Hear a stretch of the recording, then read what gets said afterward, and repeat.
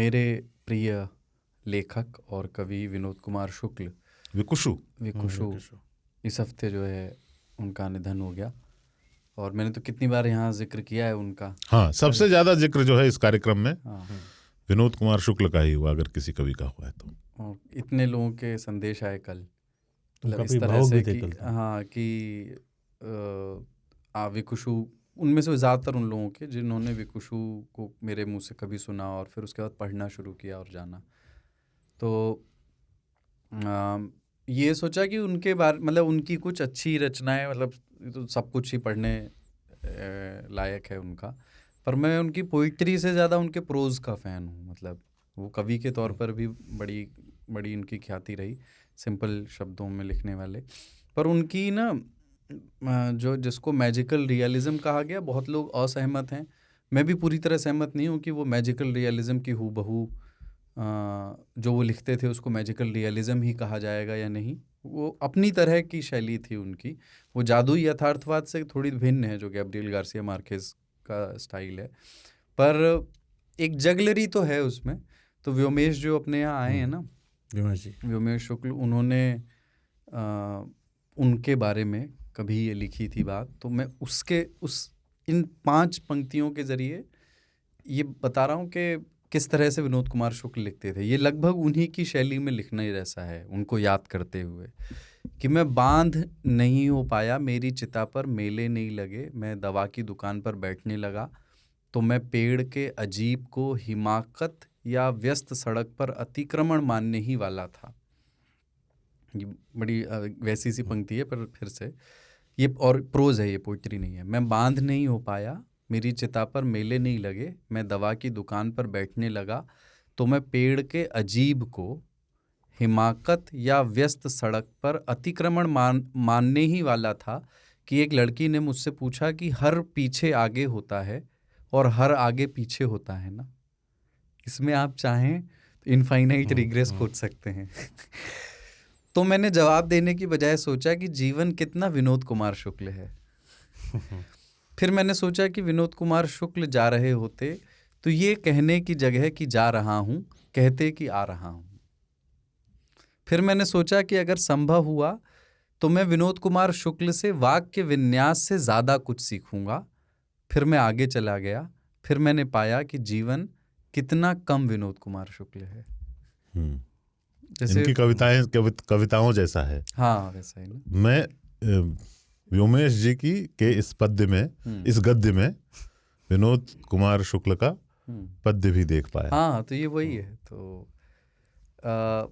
मैं कल ये बात कह भी रहा था कि मैंने ना एक समय के बाद उनसे एक रणनीतिक दूरी बनाने की कोशिश की थी, शुक्ल जी से। हाँ, कारण ये था कि वो मेरी भाषा पे बहुत हावी होने लगे थे और वो उस तरह का आकर्षण जो है ना, वो मुझे लगा ये घातक है 22-23 साल के एक लड़के के लिए। तो मैंने पढ़ लिया उनकी सभी किताबें, लगभग नहीं, सभी ही। हाँ, और कविताएं थोड़ी देर से पढ़ी मैंने उनकी और फिर मैंने छोड़ दी और ये तय किया कि पुनर्पाठ नहीं करूँगा, जबकि मन बहुत होता था। कभी कभी बीच में एक आध चैप्टर पढ़ा है, ऐसा नहीं, चीट मील सबका होता है, चीट डे, पर फिर मैंने पुनर्पाठ नहीं किया। और इस तरह से उनके लिखे हुए से, पर ऐसा करने से आप उनके कैरेक्टर्स नहीं भूलते ना। जैसे मैंने, ये बात सही है कि मैंने कभी जंगल में हाथी देखा या जू में, तो मैंने सोचा कि ये हाथी आगे बढ़ेगा और इसके आकार की जगह पीछे छूटेगी, जो उन्होंने लिखी है बात। या अंधेरे और उजाले का मिलन, उसको जिस जादुई यथार्थवाद में उन्होंने प्रस्तुत किया, या पेड़ों के हरहराने में चिड़ियों का चहचहाना बैठा हुआ था, तारे अगर, प्रत्येक तारा अगर एक प्रश्न है तो रात लंबे चौड़े प्रश्न पत्र की तरह है। उनकी कहानी का एक उनका उपन्यास है हरी घास की छप्पर वाली झोपड़ी और बौना पहाड़, वो अपने शीर्षकों के लिए भी बहुत जाने जाते हैं। पुस्तक का नाम है हरी घास की छप्पर वाली झोपड़ी और बौना पहाड़। उसमें एक बच्चा है बोलू नाम का, और उसकी तुलना उन्होंने एक पक्षी से की है। जैसे आप देखते हैं ना गौरैया, उसको ध्यान से देखिएगा, एक चिड़िया जो बहुत घर वाली डोमेस्टिक गौरैया होती है ना, वो बोलेगी तभी जब उड़ रही हो, और जब वो बैठ जाएगी तो बोलेगी नहीं, चुप रहेगी, फिर उड़ते हुए बोलेगी और फिर बैठ जाएगी। यानी उसका बोलना उसके उड़ने पर निर्भर है, उसके गतिशील होने पर निर्भर है, और बोलने के लिए उसको उड़ना पड़ेगा, उड़ने के लिए बोलना पड़ेगा। इसी तरह का एक बच्चा है बोलू। बोलू के साथ ये बात है कि बोलू, इसको वो किसी व्याधि की तरह पेश नहीं करते हैं, पता नहीं, संभावना की तरह। बोलू को अगर कोई बात कहनी है तो उसे चलते हुए वो बात कहनी है। बोलू को अगर चुप होना है तो उसको रुकना पड़ेगा। तो बोलू स्कूल से जब लौटता है, यहाँ से दृश्य शुरू होता है, अपनी माँ से पूरे स्कूल का घटनाक्रम बताते हुए आता है, और माँ पूछती है कैसा रहा, तो बताता है आज मास्टर साहब ने ये कराया वो कराया। इस बीच माँ रुक गई क्योंकि उसको कुछ करना था, लकड़ी चुननी थी। तो अब बोलू कोई बात कह रहा था, उसको खटका लग गया क्योंकि माँ रुक गई, तो उसको भी रुकना पड़ा तो उसको चुप होना पड़ा। ठीक है, तो अब वो बात बीच में अटक गई। अब वो इंतज़ार कर रहा है कि माँ जल्दी आगे बढ़े तो वो अपनी कहानी पूरी करे। अब इसकी अति कहाँ तक है? अति यहाँ तक है कि मास्टर साहब जो हैं जब प्रश्न पूछते हैं तो बोलू उसका अगर जवाब देता है ना, तो बोलू को बोलते हुए चलते हुए जवाब देना पड़ता है क्लास में। क्योंकि वो बोल नहीं सकता। हाँ। अब इसके लिए कक्षाएं जो हैं गोलाकार हैं वहाँ, ताकि वो उनका चक्कर लगाते हुए जवाब दे सके। और जब सब लोग साथ में पाठ दोहरा रहे हैं तो बोलू आगे चल रहा है पाठ को दोहराते हुए, और पूरी कक्षा उसके पीछे चल रही है। ये प्रेमाइस है, मैं अभी तक जो बता रहा हूँ सिर्फ प्रेमाइस है, इसके बाद उपन्यास है। तो ऐसा प्रेमाइस ही उन्होंने सेट कर दिया है कि ये वही उपन्यास है, हरे घास की छप्पर वाली झोपड़ी और बौना पहाड़। अब मुझे पता चल गया कि मेरे एक मित्र हैं, उनको बोलू बुलाऊंगा मैं आपसे। अच्छा। फोन आते ही वो उठ जाते हैं और चलने लगते हैं, और जब तक बात करते हैं वो चलते ही रहते हैं, फिर फोन काट के ही बैठते हैं। तो मतलब ऐसे जिन्होंने नहीं पढ़ा, कुछ लोगों ने मुझे मैसेज किया था बात कीजिएगा, आप कोई सी भी किताब उठा लीजिए। वैसे तो नौकर की कमीज़, दीवार में खिड़की रहती थी, ज़्यादा पॉपुलर हुई हैं, पर मुझे बात की भी। और कविता संग्रहों में सब कुछ होना बचा रहेगा सबसे ज़्यादा पॉपुलर है। और अभी जो हम बात कर रहे थे ना, उसमें एक उनकी कविता है लगभग उसी मिजाज की, और चूँकि अब वो नहीं रहे हैं तो और ज़्यादा मौजू है। वो है, मैं स्वाभाविक मौत तक ज़िंदा रहना चाहता हूँ। वो है कि मैं स्वाभाविक मौत तक ज़िंदा रहना चाहता हूँ। अगर रोज़ कर्फ्यू के दिन हो तो कोई अपनी मौत नहीं मरेगा, कोई किसी को मार देगा, पर मैं स्वाभाविक मौत मरने तक ज़िंदा रहना चाहता हूँ, दूसरों के मारने तक नहीं। और रोज़ की तरह अपना शहर रोज़ घूमना चाहता हूँ। शहर घूमना मेरी आदत है, ऐसी आदत कि कर्फ्यू के दिन भी किसी तरह दरवाजे खटखटाकर सबके हालचाल पूछूं। हो सकता है हत्यारे का दरवाज़ा भी खटखटाऊं। अगर वह हिंदू हुआ तो अपनी जान हिंदू कहकर न बचाऊं, मुसलमान कहूं। अगर मुसलमान हुआ तो अपनी जान मुसलमान कहकर न बचाऊं, हिंदू कहूं। हो सकता है इसके बाद भी मेरी जान बच जाए, तो मैं दूसरों के मारने तक नहीं, अपने मरने तक जिंदा रहूं। क्या बात है। हर आदमी स्वाभाविक मौत तक जिंदा रहना चाहता है।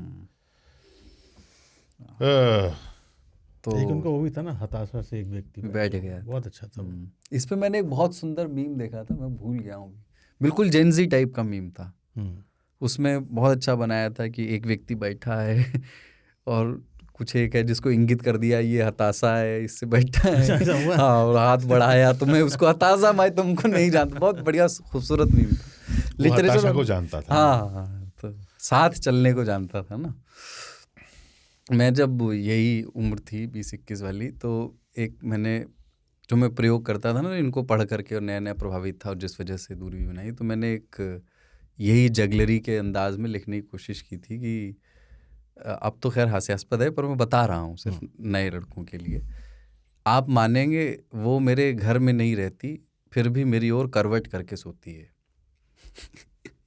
अच्छा है। आप मानेंगे वो मेरे घर में नहीं रहती, फिर भी मेरी ओर करवट करके सोती है, ये उसकी आदत है। हमारे घर आमने सामने हैं, इसलिए दरवाज़ा खोलते बंद करते अक्सर अपने घरों की तरह हम आमने सामने आ जाते और बेवकूफ़ी से एक दूसरे को देखने लगते।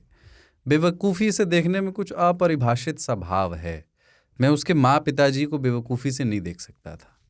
ऐसा करता तो निश्चित ही मुझे बेवकूफ़ समझते, पर वो मुझे दीवाना समझती थी। मुझे लगता था कि वो ही सिर्फ इस तरह देखे जाने के अधिकारी है, और देखने की इस पद्धति को मैंने अब तक नाहक ही मिस किया है। वो उसे सुध-बुध खोकर देखना कहती थी, पर मुझे ये कहीं अधिक उलझा हुआ लगता था। मुझे लगता था कि ज़िंदगी में प्यार तभी तक है जब तक बेवकूफ़ी से देखना बचा हुआ है। उसे दरवाजे से प्यार हो गया था, ऐसा उसने मुझे टेलीफोन पर बताया, तब जब हम एक दूसरे को बता चुके थे कि तुम ही हो जीवन साथी। पता नहीं आप मानेंगे कि नहीं, पर सच कह रहा हूँ कि हम दोनों अलग अलग घर में रहते हैं और एक दूसरे की ओर करवट करके सोते हैं। ये हमारी आदत है। इश्क व अदब से वाकिफ़ लोग इस पे हैरान नहीं होंगे। पड़ोस में रहने वाले प्रेमी अक्सर ऐसे मायाजाल रचते हैं। सही है गुरु। सही है। कांचा के मन में पता है क्या आ रहा है कि मेरा दायां हिस्सा सूख गया है, मैं तब से उसी करवट हूँ जिस तरफ उसका घर है।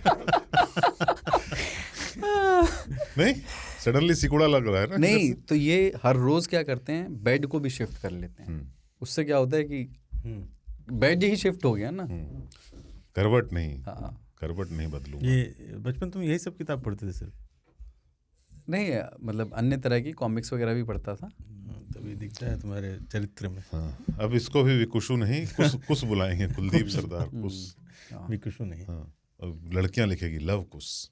नहीं, हमारे यहाँ डॉक्टर साहब हैं, डॉक्टर लव कुश।